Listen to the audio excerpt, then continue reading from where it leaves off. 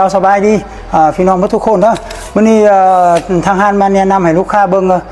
ชุดโซฟามาใหม่เด้อชุดหนึ่งรวมทั้งหมดมันมี8หน่วยนะมีตั้งสันนี่แหละมันมี4หน่วยนะ1เนี่ย2 3 4นะมีตั้งสัน4หน่วยกับมีตั้งยาวหน่วยนึงนะกับมีโต๊ะใหญ่นี่หน่วยนึงเนี่ยครับโต๊ะน้อยนี่ละมัน2หน่วยชุดหนึ่งรวมทั้งหมดมันมี8หน่วยนะชุดนี้ละออกมาใหม่นะเป็นประเภทไม้แต้นะให้ลูกค้าเบิ้งนะเนี่ยมื้อนี้ทางห้างสิมาแนะนำให้ลูกค้าเบิ้งนะเอาแท็กขนาดให้ลูกค้าเบิ้งนะทำนี้เอาแท็กขนาดโต๊ะให้ลูกค้าเบิ้งนะโต๊ะตัวนี้ละลุงกว้างละ80เซนนะลุงกว้าง80เซนนะลูกค้าเบิ้งลุงกว้าง80เซน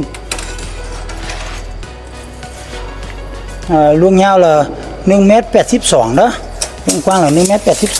82ลุงหนานี่ละหนา4 เซนนะหนา4 เซนนะลุงสูงนี่ละลุงสูงนี่ละมาตรฐานนะมาตรฐานนะสูงตัวนี้ละสูง58 เซนนะอันนี้เขามาแนะนำให้เบิ้งตั้งสันนะนี่ตั้งสันเขานั่งนี่มันสบายนะนี่เบิ้งเขาเป็นคุณยายคุณตุ้ยเขายังนั่งสบายนะนี่เราแค่เบิ้งนะทีนี้ตั้งสันนี่ตั้งสันตัวนี้ก็87เซนนะตั้งสัน87เซนนะ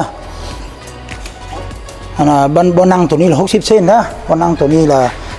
60 เซนนะลูกค้าเบิ้งบนนั่งตัวนี้ละ60 เซนนะครับลุงสูงนี่ลุงสูงอีกหลังละเป็น68 เซนนะลุงสูงอีกหลังไปออกจากพื้นนี้มาหาทั้งหัวละ68 เซนนะนี่มันตัวนี้บนนั่งนี่ละตัวนี้ละ45 เซนนะเด้อ45 เซนตัวนี้เขามาแทกตั้งเงาเนาะเอาแทกตั้งเงาให้ลูกค้าเบิ่งเด้อตัวที่ตั้งเงานี่ละ2 เมตร2 เมตร24 เซนนะตั้งเงานี่ละเงา2 เมตร24 เซนนะตัวนี้อีกหลังก็คือ9เนาะ68 เซนนะนี่ลูกค้าเบิ่งนะลูกหนานี่ละกันหนา4 เซนนะหนา4 เซนเป็นไม้แผ่นเดียวหมดนะเป็นไม้แผ่นเดียวหมดทุกบอนนะทั้งอีกหลังทั้งบอนนั่งนี่ก็เป็นไม้แผ่นเดียวหมดนะประเภทนี้เป็นไม้เต้นะให้ลูกค้าเบิ่งนะตัวนี้ชุดโซฟานี่เขามีก่อนมีแต่2ชุดนะมีจำนวนจำกัดนะ